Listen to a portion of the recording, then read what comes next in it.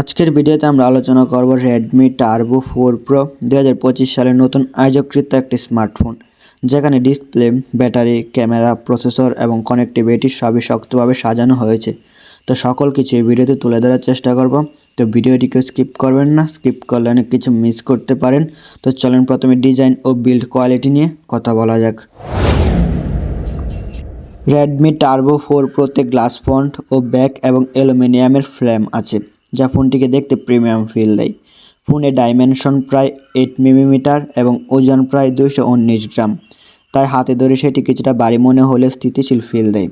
এতে রয়েছে IP68-69 water just resistance support আছে, অর্থাৎ পানি ও ধুলার বিরুদ্ধে কিছুটা সুরক্ষা পাওয়া যাবে। চলেন এবার ডিসপ্লে নিয়ে কথা বলা যাক। এই ফোনে রয়েছে 6.83 ইঞ্চি AMOLED display, resolution 1280x2772 pixel 1.5K। স্ক্রিনে রয়েছে 120 Hz রিফ্রেশ রেট, ফুল স্ক্রোল বা অ্যানিমেশন অনেক স্মুথ দেখায়। HDR10+ ও ডুয়াল ভার্সন সাপোর্ট ভিডিও স্পেসিফিকেশনের জন্য ভালো। উজ্জ্বলতা স্তর বেশি, রোদের বায়ুর স্ক্রিন স্পষ্ট দেখা যায়। চলেন আবার ক্যামেরা নিয়ে কথা বলা যাক।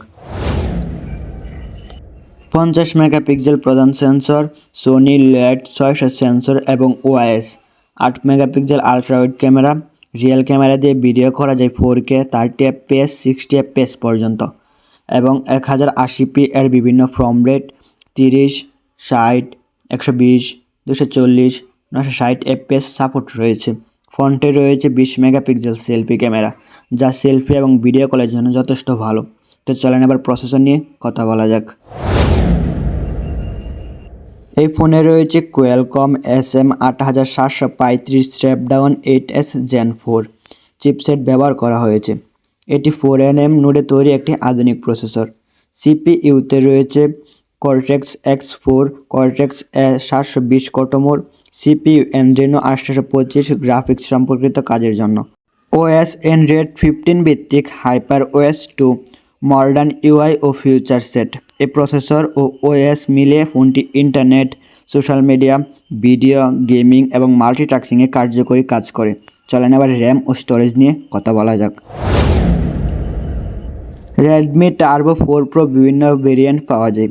12GB অথবা 16GB র্যাম, 256GB অথবা 512GB, 1TB UFS 4.0 স্টোরেজ পাওয়া যায়। মনে রাখার জিনিস, কোনো মাইক্রো SD কার্ড সাপোর্ট নেই, তাই স্টোরেজ বাড়ানো যাবে না। তাই প্রথম ভালো স্টোরেজ অপশন বেছে নেওয়াটাই সঠিক সিদ্ধান্ত হবে। চলেন এবার ব্যাটারি ও চার্জিং নিয়ে কথা বলা যাক। এই ফোনে রয়েছে 7550 mAh বিশাল ব্যাটারি, যা বড় ব্যাটারি হিসেবে প্রস্তুত ব্যাকআপ দেয়। চার্জিং সাপোর্টে রয়েছে 90 ওয়াটের ফাস্ট চার্জিং, 22.5 ওয়াটের রিভার্স চার্জিং, অর্থাৎ অন্য ডিভাইসও চার্জ করা যায়। 15 থেকে 20 মিনিটে ব্যাটারি ভালো অংশ চার্জ হয়ে যায় এবং পুরো চার্জ কম সময়ে পাওয়া যায়, কারণ 90 ওয়াটের ফাস্ট চার্জিং রয়েছে। চলেন এবার সাউন্ড ও কানেক্টিভিটি নিয়ে কথা বলা যাক। Dual SIM, 5G+4G, Wi-Fi 6/7, Bluetooth 5.4, NFC, blaster, GPS। অডিওতে রয়েছে stereo speaker, 3.5mm jack, no USB-C only, under display optical fingerprint sensor. Physical specification নিয়ে কথা বলা যাক। এই ফোনের উচ্চতা 163mm, প্রস্থ 77mm, পুরুত্ব 8mm, ওজন প্রায় 219 গ্রাম। তো আজকের ভিডিওটা এতটুকু ছিল।